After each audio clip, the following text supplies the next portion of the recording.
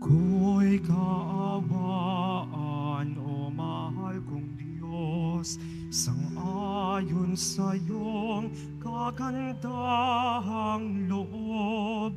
Mga kasalanan ko iyong pawiin, ayon din sa iyong pag-ibig sa akin. Linisin mo sana ang aking karunungan at patawarin mo ang aking kasalanan. Ako'y kaawaan, o mahal kong Diyos, sang-ayon sa iyong kagandahang loob. Mga kasalanan ko iyong pawiin, ayon din sa iyong pag-ibig sa akin. Sa ngalan ng Ama, at ng Anak, at ng Espiritu Santo, Amen. sumainyo ang Panginoon. At sumaiyo rin. Mga kapatid, aminin natin ang ating mga kasalanan upang tayo ay maging marapat gumanap sa banal na pagdiriwang. Inaamin ko Sa makapangyarihang Diyos at sa inyo mga kapatid, naluba akong nagkasala sa isip, sa salita at sa gawa at sa aking pagkukulang. Kaya isinasamo ko sa mahal na Birheng Maria, sa lahat ng mga anghel at mga banal, at sa inyo mga kapatid, na ako'y panalangin sa Panginoong ating Diyos. kaawaan tayo ng makapangyarihang Diyos, patawarin tayo sa ating mga kasalanan, at patnubayan tayo sa buhay na walang hanggan. Amen. Panginoon, kaawaan mo kami. Panginoon, kaawaan mo kami. Kristo, kaawaan mo kami. Kristo, kaawaan mo kami. Panginoon, kaawaan mo kami. Panginoon, kaawaan mo kami. Manalangin tayo.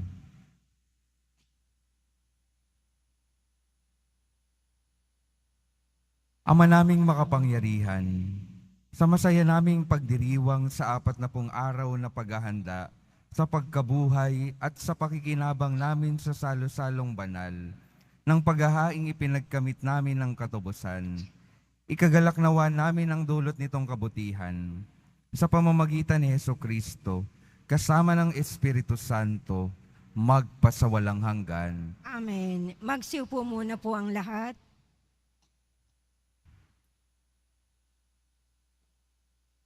Pagbasa mula sa aklat ni Propeta Oseas.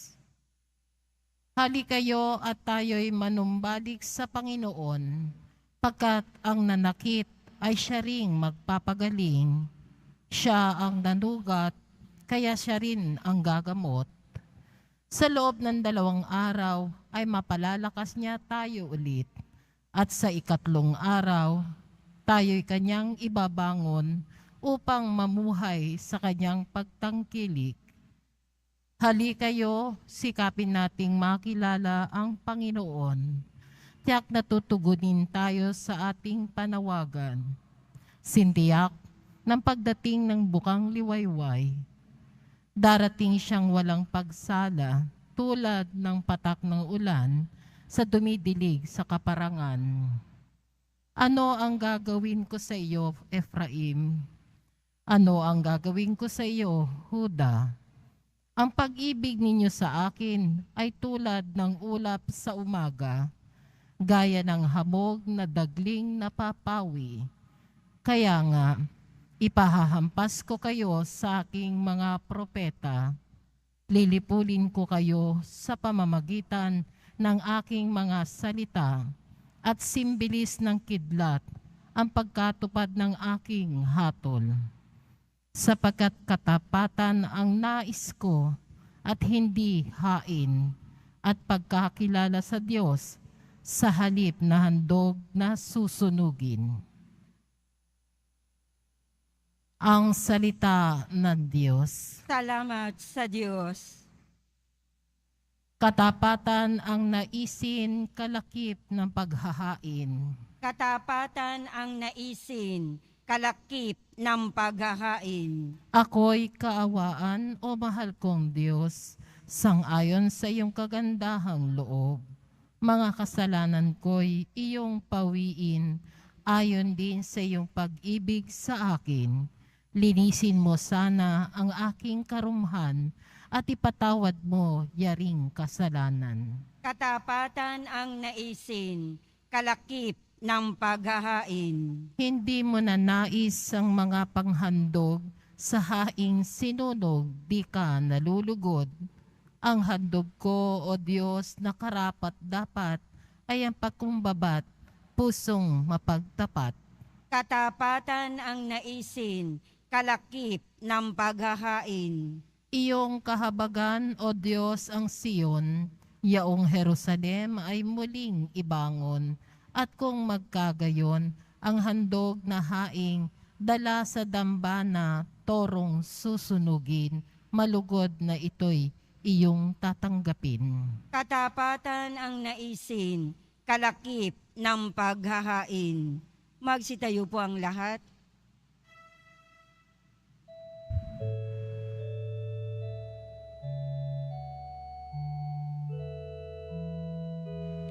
Nagpupuri kami sa iyo, Panginoong Hesu Kristo. Nagpupuri kami sa iyo, Panginoong Hesu Kristo. Kapag ngayon'y napakinggan ang tinig ng buong mahal, huwag nanin iyong hadlangan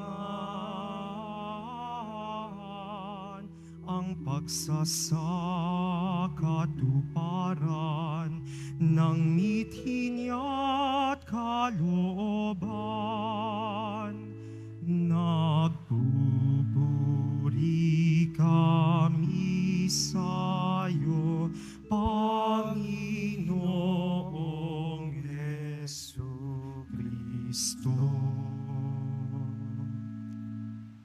Sumainyo ang Panginoon. At sumaiyo rin. Ang mabuting balita ng Panginoon ayon kay San Lucas. Papuri sa iyo, Panginoon.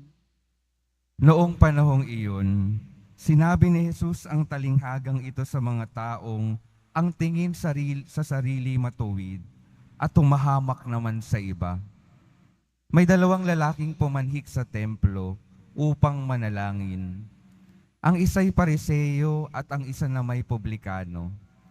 Tumindig ang Pariseo at pabulong na nanalangin ng ganito, O Diyos, nagpapasalamat ako sa iyo pagkat hindi ako katulad ng iba, mga magnanakaw, mga mangdaraya, mga mangangalonya, o kaya'y katulad ng publikanong ito. Makalawa akong nag-aayuno sa loob ng sanlinggo. Nagbibigay ako ng 10 ng lahat kong kinikita. Samantala, ang publikano'y nakatayo sa malayo.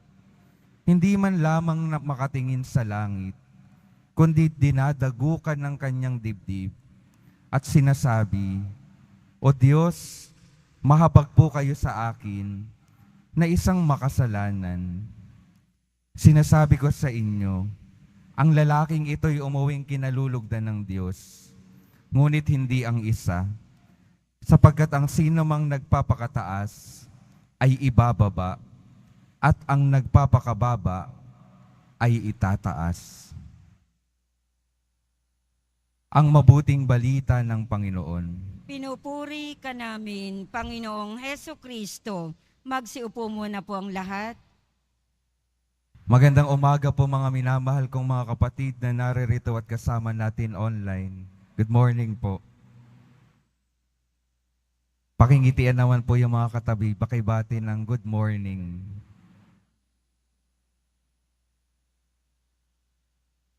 Meron pong isang kwento na attributed kay Saint Jerome. Ito pong kwentong ito ay nangyari daw panahon ng Pasko. Nung panahon daw ng Pasko, si San Jeronimo ay pinakitaan ng presensya ng batang Jesus.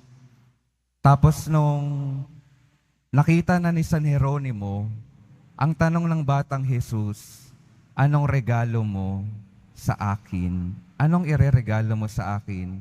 Sabi ni San Jeronimo, ang ireregalo ko po sa inyo, Panginoon, ay ang puso ko. Tanong ng batang Jesus, ano pa? Ang regalo ko po ay ang aking pananalangin. Tanong ng batang Jesus, ano pa? Sabi ni San Jeronimo, lahat ng ginawa ko dito sa mundong ito ay regalo ko sa iyo. Sabi ng batang Jesus, ano pa? May gusto pa akong maihingi sa iyo. Sabi ni San Jeronimo, Panginoon, halos lahat na nasabi ko, ano pa bang gusto mong makuha mula sa akin? At ang sabi daw ng batang Jesus, ang pinakagusto kong hingin sa iyo ay ang iyong mga kasalanan. Ang iyong mga kasalanan. Give me your sins. Ibigay mo sa akin yung iyong mga pagkukulang at kasalanan. Mga minamahal kong mga kapatid, kung minsan tayo po ay nakakaligtaan nating makita yung ating mga kasalanan dahil ibinibigay, isinasabi natin sa ating Panginoon lahat ng mga mabubuting nagagawa natin. Pero kung minsan nagkukulang tayong maging totoo, maging tapat, na tayo rin ay nagkakasala, tayo ay may nagagawang mali. Pero mga minamahal ko mga kapatid, sa harapan ng Diyos, sa mata ng Diyos, alam niya po ang lahat. Kaya hindi kailangang magtago, hindi kailangang itago natin sa Kanya yung ating mga pagkukulang at pagkakamali. At ngayong panahon po ng Kwaresma, ito yung napakahalagang regalong maibibigay natin sa Kanya. Ibigay natin sa Kanya yung ating mga kasalanan. Iwan na natin sa Panginoon. Huwag na nating iwan sa ating mga buhay. Sa atin pong ebanghelyo, ito rin po yung paanyaya ng Panginoon sa mga tao. Ipinakita niya yung dalawang tao, isang Pariseo. Inilathala niya lahat ng kanyang ginagawa. Hindi niya nakikita yung kanyang pagkakasala. Yung isang publikano, yung tax collector, alam niya yung kanyang pagkakamali. Kaya sa panalangin, hindi man lang siya makatingin sa Panginoon dahil hiyang-hiya siya sa Diyos sa kanyang mga nagagawang pagkakamali. Kaya't anong sinabi niya? Panginoon, kahabagan niyo po ako dahil ako'y makasalanan. Hindi ako karapat-dapat para sa inyong harapan. Kaya humaharap po ako dito ngayon nang hihingi ng patawad sa aking mga nagawang pagkakasala. Totoo yung publikano sa kanyang panalangin. Nais ng puso niya na tunay na malinis at mapalapit sa Panginoon. At ito po yung paanyaya sa bawat isa sa atin. Sa panahon ng Kwaresma, sa patuloy nating pakikiharap sa Diyos, maging totoo po tayo sa ating mga nagagawang kasalanan. Iwan natin sa Panginoon. Humingi tayo ng tawad at pagsisisi sa mga nagawa nating pagkakamali. At makakatiyak po tayo mga minamahal kong mga kapatid, hindi natin kailangang mahiya, hindi natin kailangang magtago. Pinapaalala sa atin ng unang pagbasa na mayroon tayong Diyos na kahit ano bang nagagawa nating kamalian at hindi nagagawang tama, merong Diyos na patuloy na tumatawag sa atin pabalik sa Kanya. Huwag nawa tayong mahiya at matakot lumapit sa Diyos. Dahil ang Diyos yayakap sa atin, magpapatawad sa atin, nais tayong makasama, magpasawalang hanggan.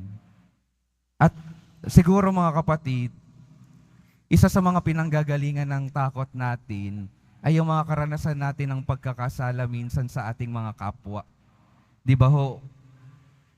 Ako po, for example, nung bata po ako, kapag nagkakamali ako, natatakot po akong aminin sa nanay ko kasi baka pagalitan ako.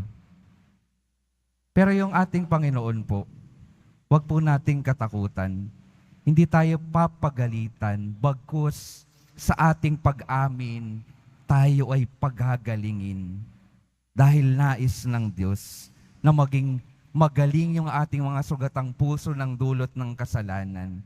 At nawa, maging katulad tayo ng ating Panginoon. Bukas sa pagpapatawad, tumutulong para sa iba na maging malinis at makabalik sa Kanya. Mahalaga po ito na tayo ay magtulungan sa ating paglalakbay sa mundong ito na malinis yung sarili sa pamamagitan ng mga sakramento at panalangin. Mahalaga po na tayo ay nagtutulungan dahil nais ng Diyos na tayong lahat magkasama-sama sa buhay na walang hanggan. At nais niyang masimulan na natin ito ngayon pa lang dito sa mundong ito. Kaya mga kapatid, ang patuloy na paanyaya at ang ating grasyang hihilingin sa pagpapatuloy ng ating pagdiriwang. Panginoong Jesus Nazareno, tulungan mo akong maging totoo sa aking paglapit sa iyo. Tulungan mo akong maging totoo sa aking pananalangin. Tulungan mo akong makita yung aking mga karumihan at nawang magkaroon ako ng lakas ng loob na ibigay ito sa iyo, iwan ito sa iyo, at alisin ito sa aking mga buhay. Amen. Magsitayo po ang lahat.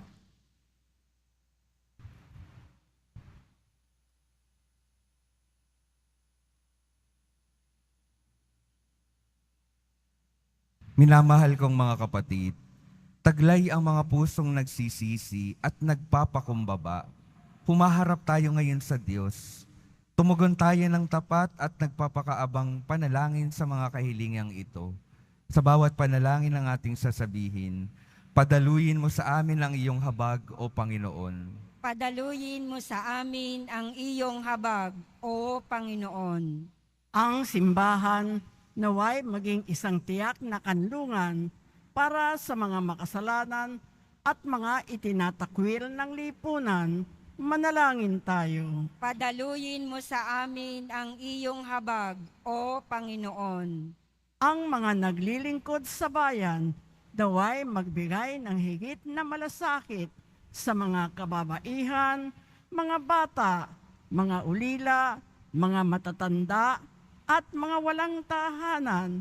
Manalangin tayo. Padaluyin mo sa amin ang iyong habag, O Panginoon.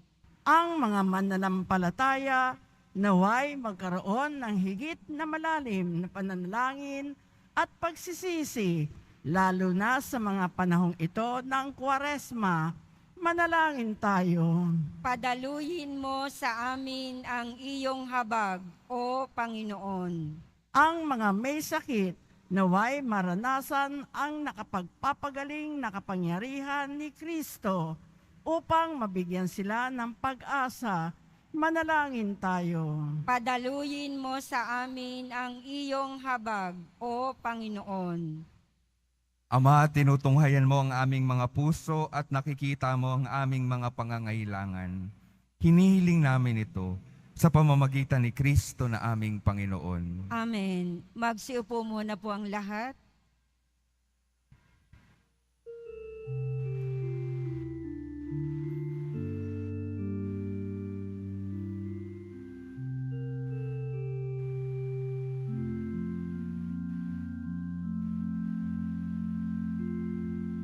Sa'yo, Ama, aming handog, ang tinapay at alak na ito, handog ng iyong bayang sumasamot,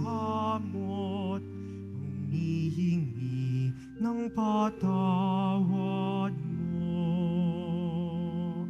sa pagsunod sa utos mo. Nalulugod akong labis, di masukat ang galak ko, pagkat aking iniibig.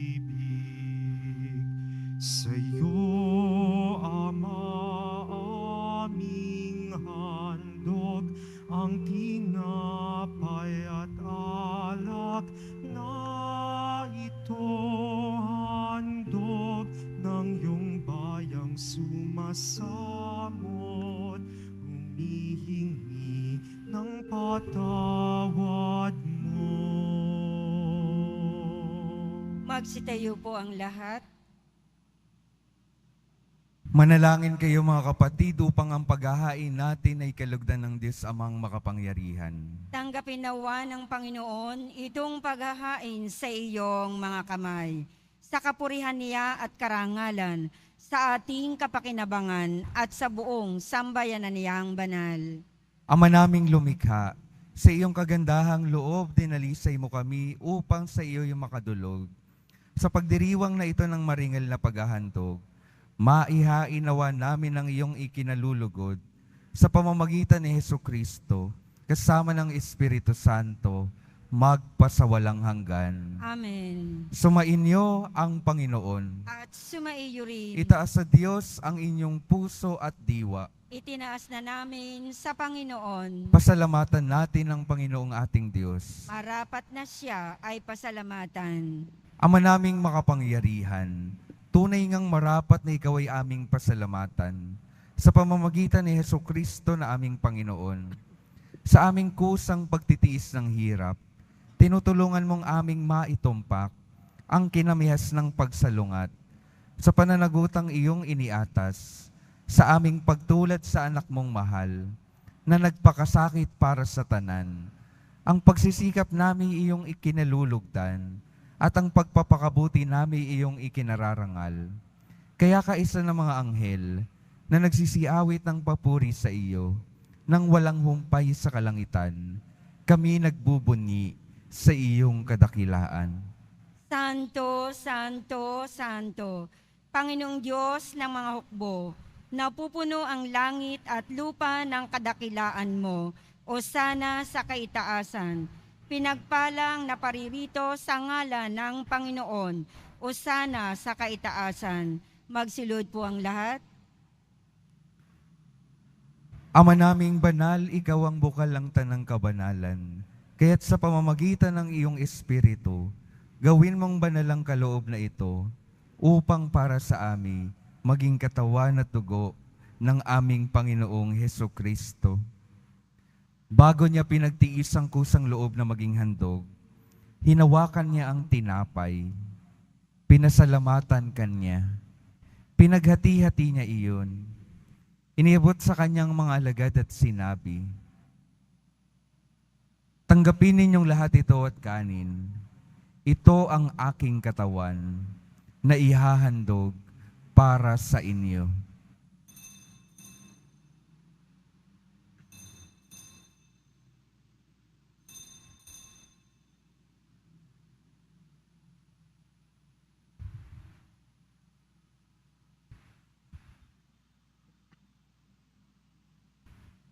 Gayon din naman nung matapos ang hapunan, hinawakan niya ang kalis, muli kanyang pinasalamatan.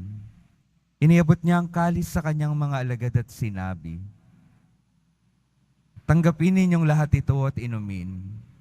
Ito ang kalis ng aking dugo, ng bago at walang hanggang tipan. Ang aking dugo na ibubuhos para sa inyo at para sa lahat, sa ikapagpapatawad ng mga kasalanan. Gawin ninyo ito sa pag-alala sa akin."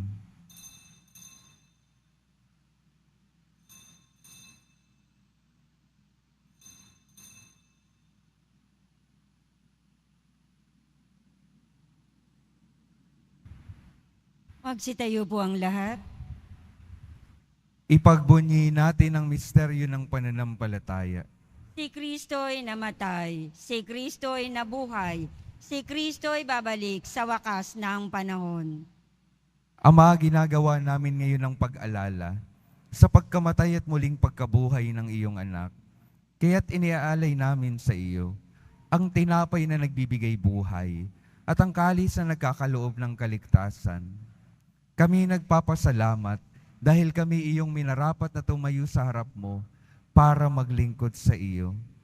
Isinasamo namin kaming magsasalo-salo sa katawan at dugo ni Kristo ay mabuklod sa pagkakaisa sa pamamagitan ng Espiritu Santo. Ama, lingapin mo ang iyong simbahang laganap sa buong daigdig. Puspusin mo kami sa pag-ibig. kaisa ni Francisco na aming Papa, at ni Jose na aming Obispo, at ng Tanang Kaparian. Alalahanin mo rin ang mga kapatid naming nahimlay, nang may pag-asang sila'y muling mabubuhay. Gayon din ang lahat ng mga pumanaw. Kaawaan mo sila at patuloyin sa iyong kaliwanagan. Kaawaan mo at pagindapatin kaming lahat na makasalo sa iyong buhay na walang wakas. Kaisa ng mahal na Birheng Maria na Ina ng Diyos, ng kabiyak ng puso niyang si San Jose, kaisa ng mga apostol, ni San Juan Bautista at ng lahat ng mga banal, na namuhay dito sa daigdig ng kalugod-lugod sa iyo, maipagdiwang nawa namin ang pagpupuri sa ikararangal mo sa pamamagitan ng iyong anak na aming Panginoong Heso Kristo. Sa pamamagitan ni Kristo, kasama niya at sa Kanya, ang lahat ng parangal at papuri ay sa iyo, Diyos Amang makapangyarihan, kasama ng Espiritu Santo, magpasawalang hanggan. Amen.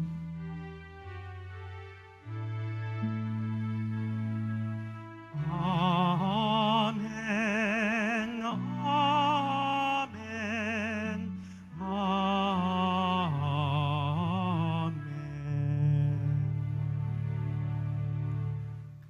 Sa tagubilin ng mga nakagagaling na utos at sa turo ni Jesus, na Panginoon natin at Diyos, ipahayag natin ang lakas loob. Ama namin, Sumasalangit ka, sambahin ang ngalan mo, mapasa amin ang kaharian mo, sundin ang loob mo dito sa lupa para nang sa langit. Bigyan mo kami ngayon ng aming kakanin sa araw-araw, at patawarin mo kami sa aming mga sala, para nang pagpapatawad namin sa nagkakasala sa amin. At huwag mo kaming ipahintulot sa tukso, at iadya mo kami sa lahat ng masama. hinihiling namin kami adya sa lahat ng masama, pagkalooban ng kapayapaan araw-araw, iligtas sa kasalanan, at ilayo sa lahat ng kapahamakan, samantalang aming pinananabikan ang dakilang araw ng pagpapahayag ng tagapagligtas naming si Heso Kristo. Sapagkat iyo ang kaharian, at ang kapangyarihan, at ang kapurihan, magpakailanman. Amen. Panginoong Heso Kristo, sinabi mo sa iyong mga apostol, kapayapaan ang iniiwan ko sa inyo, ang aking kapayapaan ang ibinibigay ko sa inyo. Tunghayan mo ang aming pananampalataya, at huwag ang aming pagkakasala. Pagkalooban mo kami ng kapayapaan at pagkakaisa, ayon sa iyong kalooban, kasama ng Espiritu Santo, magpasawalang hanggan. Amen. Ang kapayapaan ng Panginoon ay laging sumainyo. At sumaiyo rin. Magbigayan kayo ng kapayapaan sa isa't isa.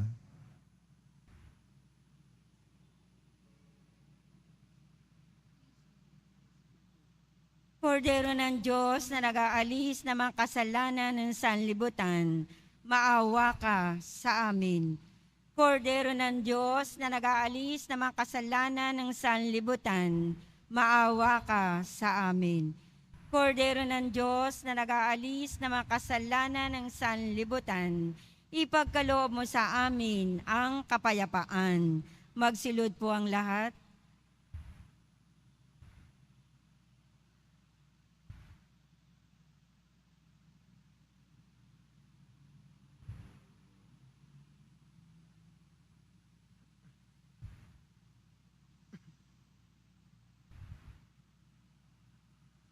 Ito ang kordero ng Diyos. Ito ang nag-aalis ng kasalanan ng sanlibutan. Mapalad ang mga inaaniyahan sa kanyang piging. Panginoon, hindi ako karapat-dapat na magpatuloy sa iyo, ngunit sa isang salita mo lamang ay gagaling na ako.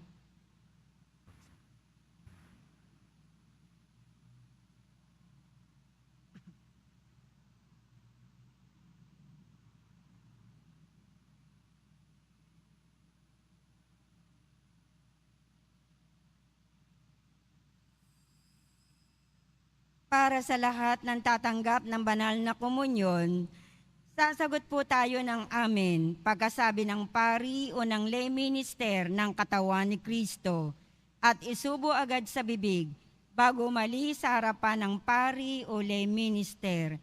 Sumunod po tayo.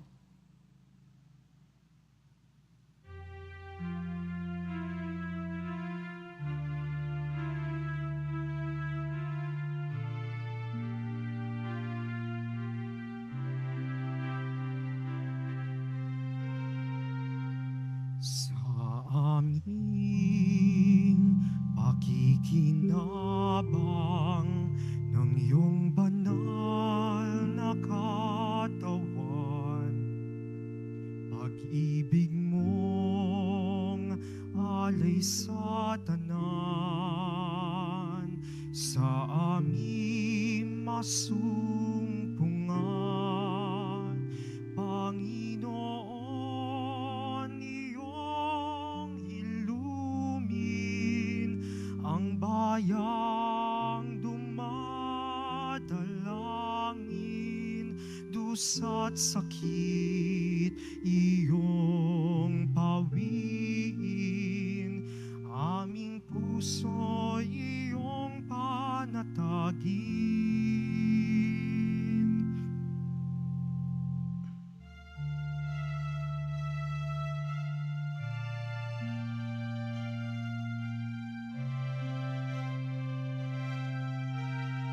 Ang dugong inialay, handog sa amin ay buhay. Naway kami maging daan ng paghilom sa iyong bayan. Panginoon, iyong ilumin ang bayang dumadalangin, dusa't sakit iyong pawiin, aming puso iyong panatagin. Manahan nawa ang pag-asa, liwanag sa aming pangamba. Panginoon, iyong ilumin ang bayang dumadalangin, dusa't sakit iyong pawiin, aming puso iyong panatagin, dusa't sakit iyong pawiin,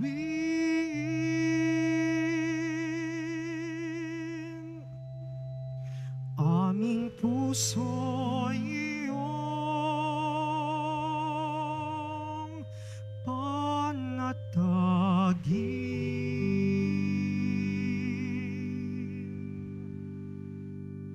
At Manalangin tayo. Ama naming mapagmahal, sa pagsasalong lagi sa banal na pakikinabang, mapangatawanan nawa namin ang wagas na ginagampanan sa aming pagsasaloob ng lagi naming ipinagdiriwang. Sa pamamagitan ni Jesucristo, kasama ng Espiritu Santo, magpasawalang hanggan. amen.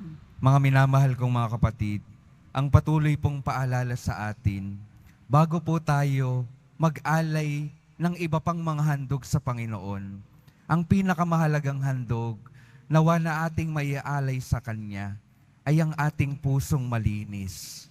Kaya patuloy po ang paanyaya, ibigay yung kasalanan sa Diyos, iwan yung kasalanan sa Diyos, linisin natin ang ating sarili sa harapan ng Diyos.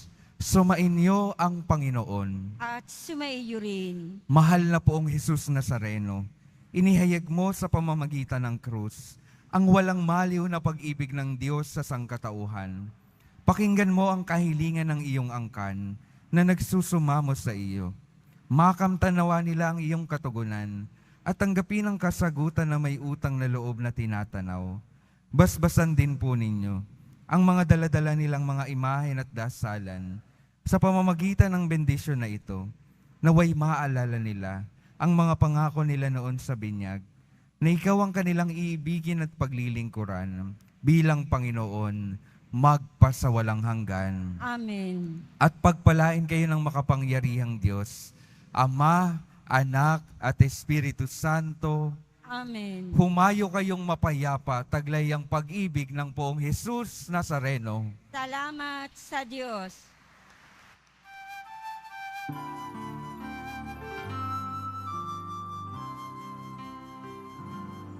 Nuestro Padre Jesús Nazareno, sinasamba ka namin. Pinipintuho ka namin. Aral mo ang aming buhay at kaligtasan. Nuestro Padre Jesus Nazareno, iligtas mo kami sa kasalanan. Ang krus mong kinamatayan ay sagisag ng aming kaligtasan. Nuestro Padre Jesus Nazareno, dinarangal ka namin. Nuestro Padre Jesus Nazareno, niluwalhati ka namin. Nuestro Padre Jesus Nazareno, dinarangal ka namin. Nuestro Padre Jesus Nazareno, niluwalhati